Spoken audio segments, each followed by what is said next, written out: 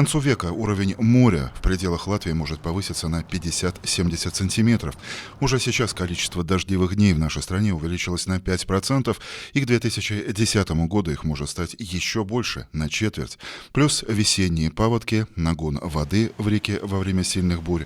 Зона потенциального риска затопления расширяется. И это уже не только Рига, Елгова, Огра и другие города на берегу Балтийского моря, а также вдоль главных рек, но даже Алуксна и Цесис, который находится на Видземской возвышенности в 119 метрах над уровнем моря. Saskaņā arī ar šo te nākotnes klimata scenārijiem plūdu risks būtiski palielināsies. Arī tāpēc, ka liela daļa, tostarp arī pilsētu infrastruktūras, vēsturiski ir būvēta pilnīgi citām caurlaidības spējām. Tad, ja tā caurlaidība nav pietiekama, tad tas arī palielinās šo te risku. Un praktiski visas lielās Latvijas pilsētas ir pakļautas paaugstinātam riskam tieši lielā mērā saistībā ar šo te infrastruktūras trūkumiem.